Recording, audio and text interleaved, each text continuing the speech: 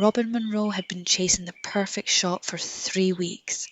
Every morning at dawn found him at the same spot at the Helix Park in Falkirk, camera bag slung over his shoulder, tripod in position.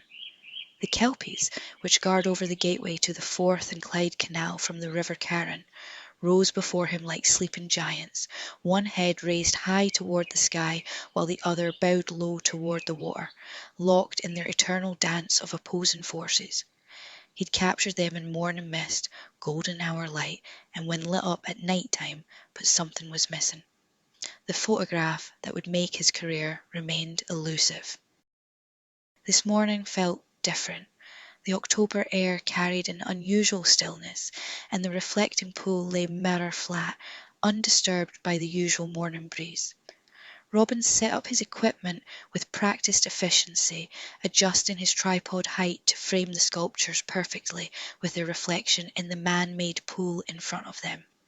Through his viewfinder, the Kelpies seemed almost alive, their meticulous design suggesting movement even in their static pose. He pressed the shutter. The camera's LCD screen showed a good shot, but as Robin zoomed in to check the focus, he paused. There, in the water's reflection, just beside the left Kelpie's shadow, was something that shouldn't be there. A dark smudge that looked almost like a person riding a horse. Robin blinked and looked directly at the water. Nothing, just the clear reflection of steel and sky. He examined the image again, adjusting the brightness. The shape was definitely there, a figure on horseback, barely visible, but unmistakably present.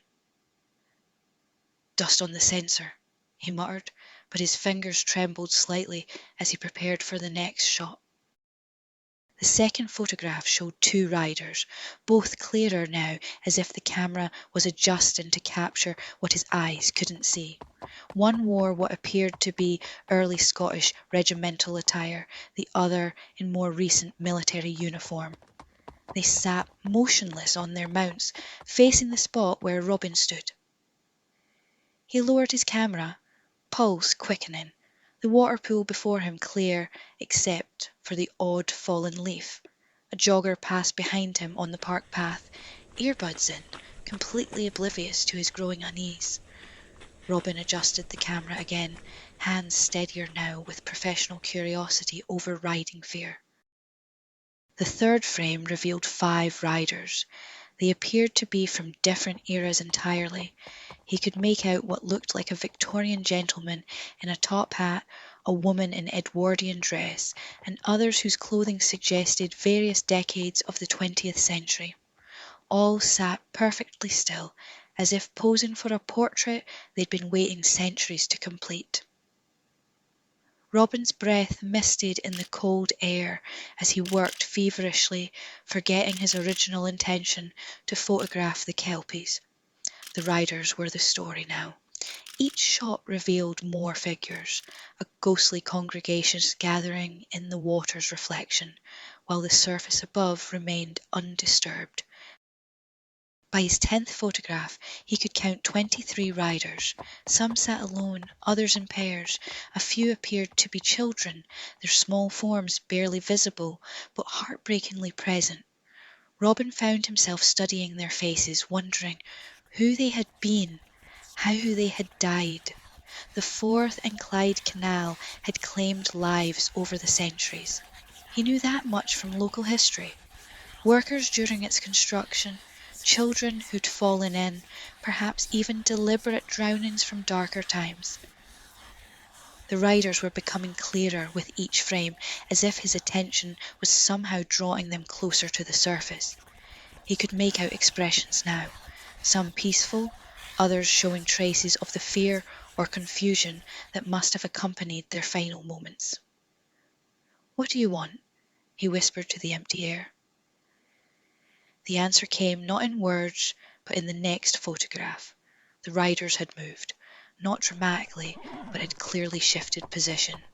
They were no longer facing him, but had turned their mounts to face the same direction, toward the massive steel Kelpies that towered above them.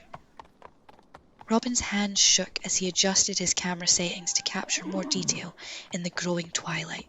He'd been shooting for hours without realizing it, completely absorbed in his supernatural subjects. The last of the day's visitors had gone home, leaving him alone with his camera and the gathering dark in the park. The final photographs in his memory card showed the riders moving in a slow procession toward the Kelpies' reflections.